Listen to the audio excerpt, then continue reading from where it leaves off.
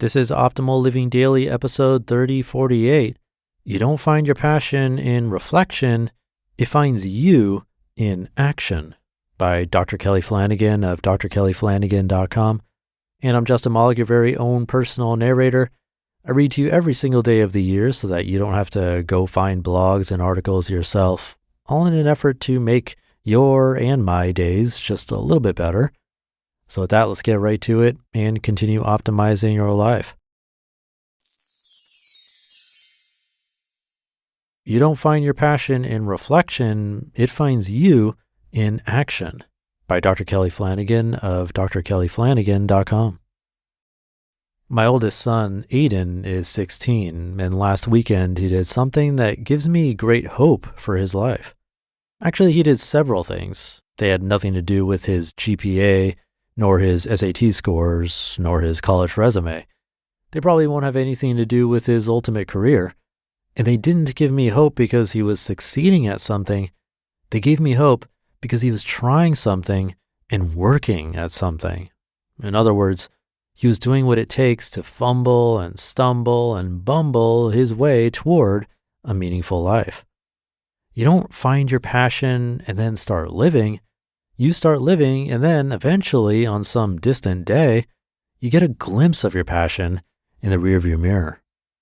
There's a paralyzing, debilitating myth going around amongst our young people that you can't really get started on your journey until you have found your passion and you know exactly where that journey will take you.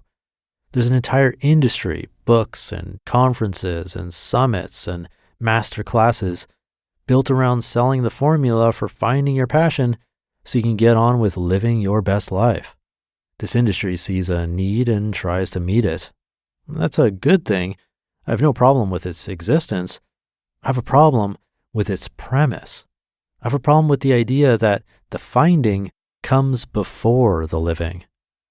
When I was Aidan's age, I wanted to be a lawyer like Tom Cruise and A Few Good Men. In hindsight, this interest reflected some passion for ideas and persuasion.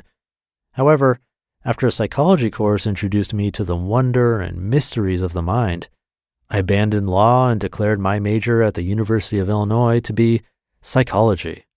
While at Illinois, though, my interest shifted from our brains to our relationships.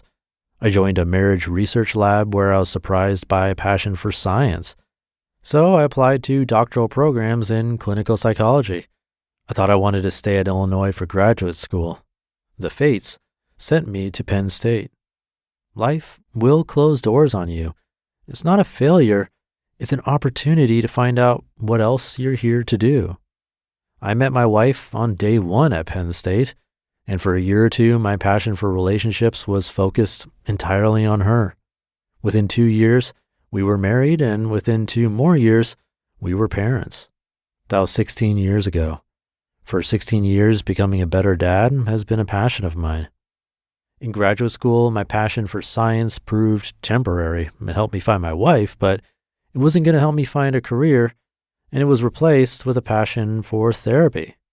I decided all I wanted to do for the rest of my life was sit in a room with 1 or 2 people and talk about how to improve their lives. I did this for more than a decade, and it remains a passion of mine, but there are always other passions lurking neglected in the wings. The finding of our passions doesn't happen once, it's an ongoing event. For years, I repeatedly pushed my passion for creating things back into the depths. A few years ago, I stopped pushing and started a blog. My passion for writing grew. I became passionate about publishing a book. It was grueling. I didn't love every moment of it, but that's okay. A passion isn't bliss. It's something you're so extravagantly fond of doing, you'd be willing to suffer for it if necessary. After publishing the book, I started to get invitations to speak to groups, and I discovered a passion for that as well.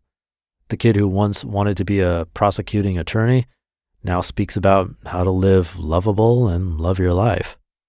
Finding your passion is not about having an epiphany, it's about having experiences. It's about trying the next most obvious thing, even when that thing isn't very obvious at all. It's about getting into the game and learning from the wins and losses. It's not about shaping the future. It's about discerning the shape of your past. These days, when I look back at my journey, I have more clarity than ever about my core passion, my life's mission statement, if you will. I'm passionate about speaking in the tender voice of a father so that people who hear me know they are worthy. In the rearview mirror, you see that your passion is less about what you do and more about how you were made to be. I get to practice this passion for tenderness as a husband and as a father and a practice owner and a therapist and a writer and a speaker and a youth soccer coach and a customer in the checkout line. It's terribly ordinary and yet totally meaningful to me. It's something I can be in everything I do. And it's not static. It too is always evolving every time I try something new, work at it, and learn from it.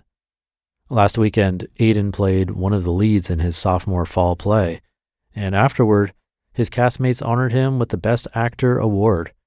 It wasn't the success of it that gave me hope for him. The odds that Aidan makes a career of acting are not high, but he's trying.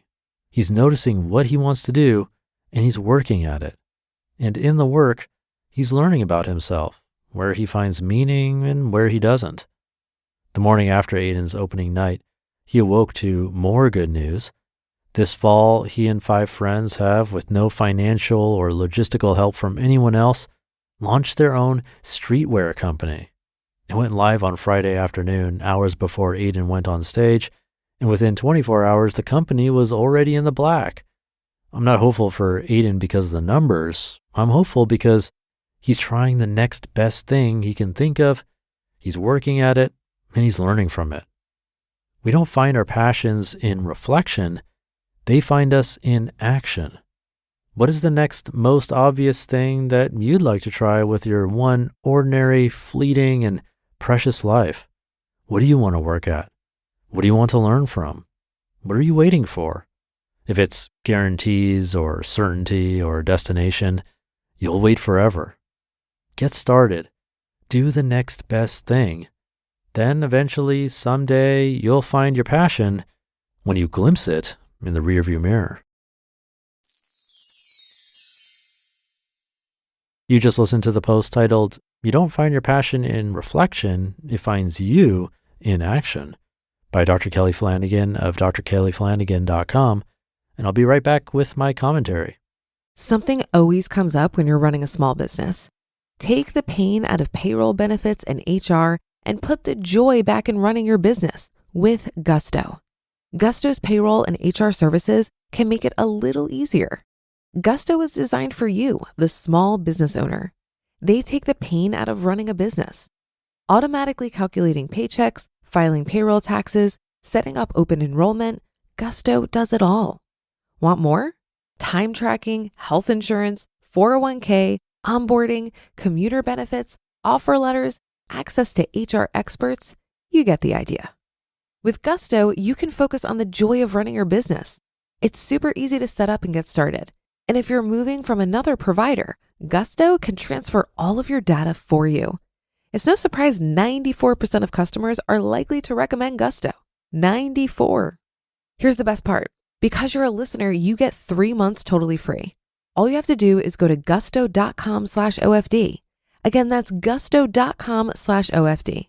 I'm telling you, you're going to love Gusto. Get started today. There are lots of ways to potentially boost your investments these days, and even more options on where to stash them. Make the smart move by transferring your brokerage account over to Robinhood. Whether you're transferring $1,000 or $2 million, don't miss out on Robinhood's offer for an unlimited 1% bonus on your assets. Unlimited, as in no cap.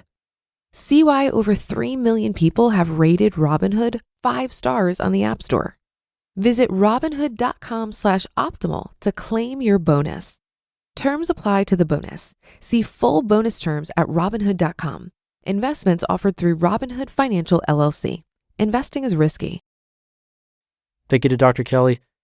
I can definitely relate to this personally.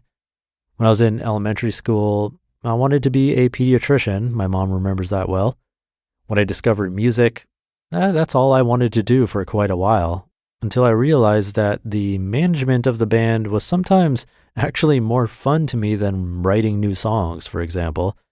I still enjoyed playing, but I was more and more interested in the marketing of the band, the accounting, as boring as that sounds, the merchandise, the website, all the pieces that are often an afterthought to the music itself. The next thing I knew, I was working to make a website to help bands manage their products online, and I fell in love with entrepreneurship.